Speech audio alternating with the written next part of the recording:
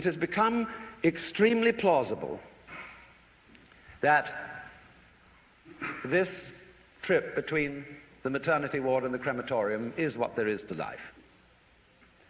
And we still have, going into our common sense, the 19th century myth which succeeded the ceramic myth in Western history.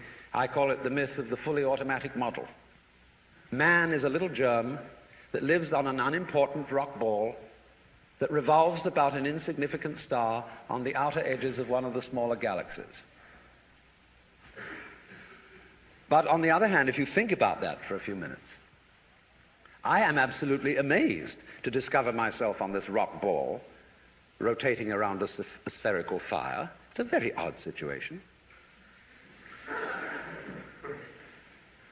And the more I look at things, I cannot get rid of the feeling that existence is quite weird. I know that. See, a philosopher is a sort of intellectual yokel who gawks at things that sensible people take for granted. And sensible people, existence is nothing at all. I mean, it's just basic, and just go on and do something. See, this is the current movement in philosophy. Logical analysis says you mustn't think about existence. It's a meaningless concept. Therefore, philosophy has become the discussion of trivia. No good philosopher lies awake nights worrying about the destiny of man and the nature of God and all that sort of thing, because a philosopher today is a practical fellow who comes to the university with a briefcase at 9 and leaves at 5. He does philosophy during the day, which is discussing whether certain sentences have meaning, and if so, what. And then he would, as William Earle said in a very funny essay, he would come to work in a white coat if he thought he could get away with it. Problem is, he's lost his sense of wonder. Wonder is like, in modern philosophy, something you mustn't have. It's like enthusiasm in 18th century England. It's very bad form. But you see, I don't know what question to ask when I wonder about the universe. It isn't a question that I'm wondering about, it's a feeling that I have. Because I cannot formulate the question that is my wonder. The moment my mouth opens to utter it, I suddenly find I'm talking nonsense. But that should not prevent wonder from being the foundation of philosophy. So, there is obviously a place in life for a religious attitude in the sense of awe, astonishment at existence. And that is also a basis of respect for existence. We don't have very much of it in this culture, even though we call it materialistic. In the culture that we call materialistic today, we are, of course, bent on the total destruction of material and its conversion into junk and poisonous gas as quickly as possible. This is not a materialistic culture, because it has no respect for material.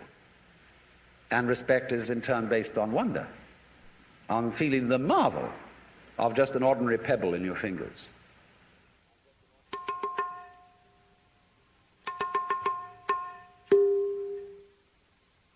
Look,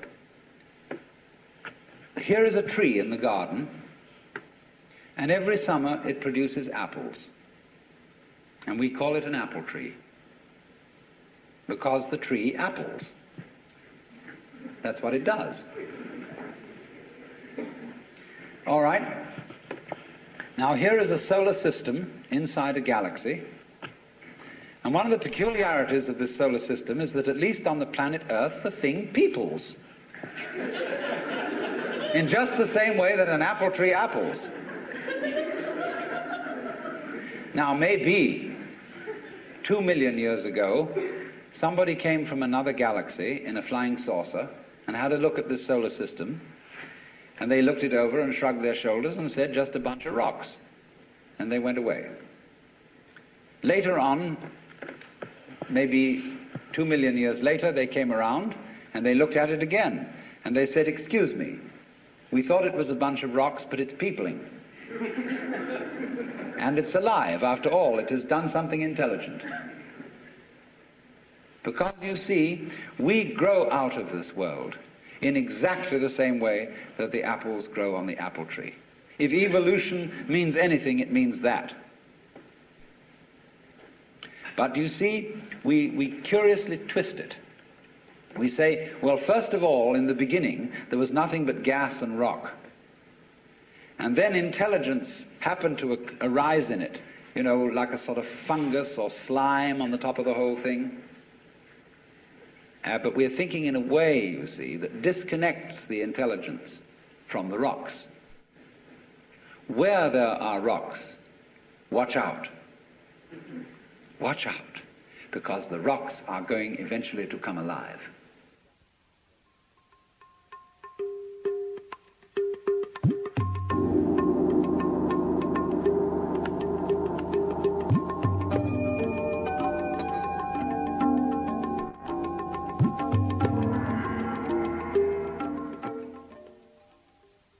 Theology has not, as a matter of fact, had a very distinguished record in promoting the study of other than the Christian religion. Because you see, if you know in the first place that you have the true religion, there really is no point in studying any other one, and you can very quickly find reasons for showing them to be inferior, because that was a foregone conclusion. They had to be. Because if, for example, you get into discussions as to whether Buddha was a more profound and spiritual character than Jesus Christ, you arrive at your decision on the basis of a scale of values which is, of course, Christian. And in this sense, the judge and the advocate are the same. Now, as you know, I'm not being very fair and very kind to modern theology. But there is this strange persistence of insisting that our group is the best group. And I feel that there is in this something peculiarly irreligious, and furthermore it exhibits a very strange lack of faith. Because I believe that there is a strong distinction between faith on the one hand and belief on the other. That belief is, as a matter of fact, quite contrary to faith. Because belief is really wishing. It's from the Anglo-Saxon root leaf, to wish. And belief, stated, say, in the Creed, is a fervent hope that the universe will turn out to be thus and so. And in this sense, therefore, belief precludes the possibility of faith, because faith is openness to truth, to reality, whatever it may turn out to be. I want to know the truth. That is the attitude of faith. And therefore, to use ideas about the universe and about God as something to hang on to, in the spirit of Rock of Ages cleft for me, and there's something very rigid about a rock.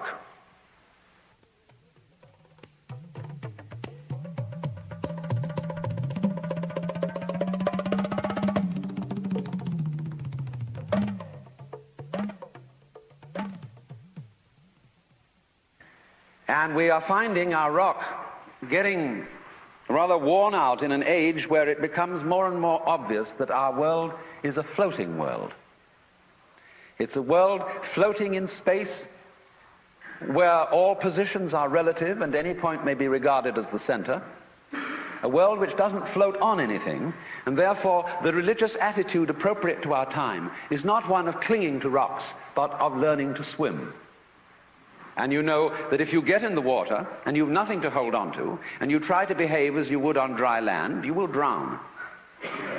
But if, on the other hand, you trust yourself to the water and let go, you will float. And this is exactly the situation of faith.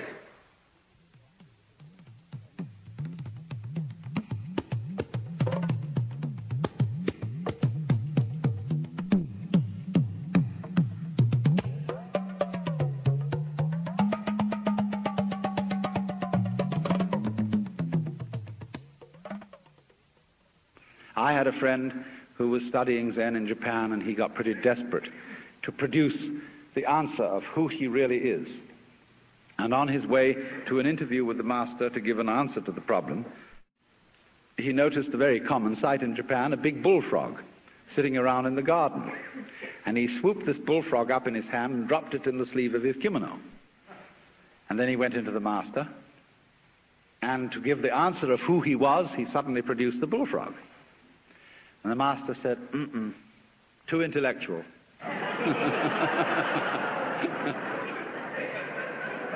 In other words, this answer is too contrived. It's too much like Zen. You've been reading too many books. It's not the genuine thing.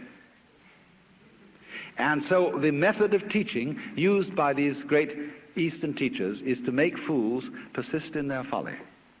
But very rigorously and very consistently and very hard.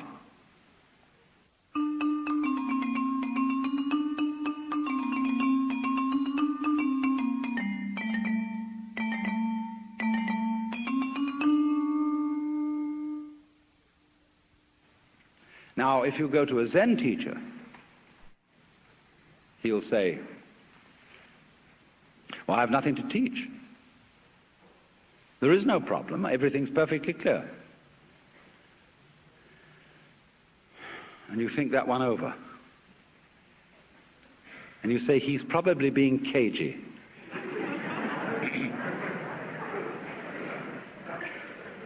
But the teacher says, quite honestly, I haven't anything to tell you.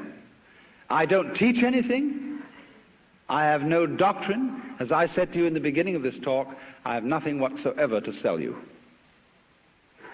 So the student thinks, my, this is very deep, because this nothing that he's talking about, this nothing that he teaches, is what they call in Buddhism shunyata, and it's supposed to be the ultimate reality. But as you know, if you know anything about these doctrines, this doesn't mean real nothingness, not kind of just nothing there at all, not just blank, but it means no thingness. It's the transcendental reality behind all separate and individual things, and that's something very deep and profound. So he knows that when the teacher said, I have nothing to teach, he meant this very esoteric no thing. Well, he might also say then, if you have nothing to teach, what are all these students doing around here? And the teacher says, they are not doing anything. They're just a lot of stupid people who live here. And he knows again, you see, the stupid doesn't mean just straight stupid, but the higher stupidity of being people who are humble and don't have intellectual pride.